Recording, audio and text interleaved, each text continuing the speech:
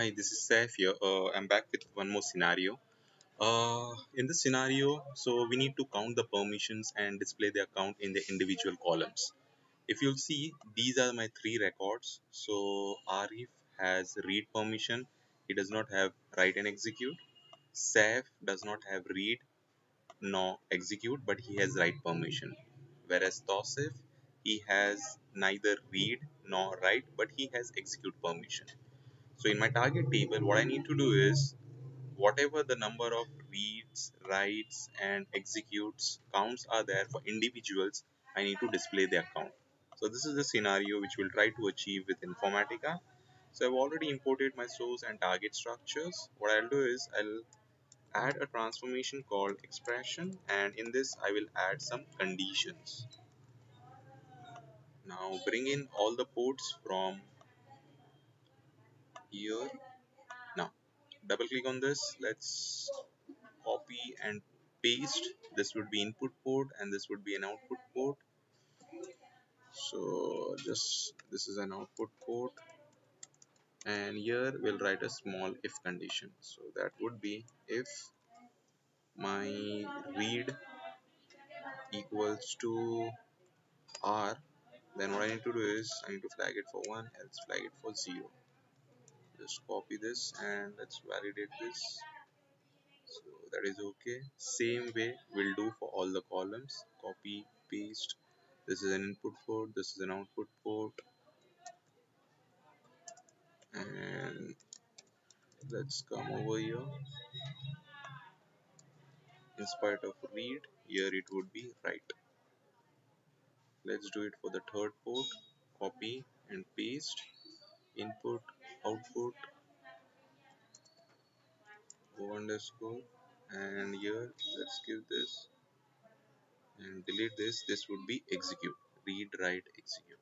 Okay, so things are done. What I'll do is I'll add a transformation called aggregator, and here I'll use a max of my name or group by on name. So name, and this is the flagging for read, write, execute. Let's come over here. So group by on name, and again what I'll do is I'll copy this port and I'll paste this port. This would be input port, this would be output port, and so this would be, let's say, naming convention would be out, and here I would be using max of read. So let's come over here, max, and let's go max of read. Let's come over here, copy this and paste this. This would be input port, this would be an output port. So here again I'll name this an output port, and here let's write a max function, and let's do this for the third column. Input port, output port, again this is an output port, and here I'll use a max function with the last column as an execute. Things are done. Let's link this 1, 2, and 3 and link this. Let's save this. Check your mapping is valid or not. Yes, my mapping is valid. Copy the mapping name. Let's go to workflow. Let's create a new workflow, naming convention, and let's create a task that is a session, and which is the scenario. Okay, this is the scenario: count, read, write, execute permissions. Let's double click on this. Let's give source and target connections. So staging schema and star schema, change bulk to normal. So no update, no delete, and truncate if I'm running for multiple times. So if you see, this is the source data which is coming from my source, and there is no data in my target table. Let's execute this workflow and let's observe the results. What is the thing which is happening? So if you see, succeeded, 3 records read, 3 records written. Let's execute this query. Oh, so we have a problem in hand. So we are just getting, we're not getting write count, neither we are getting execute count. So let's come over here.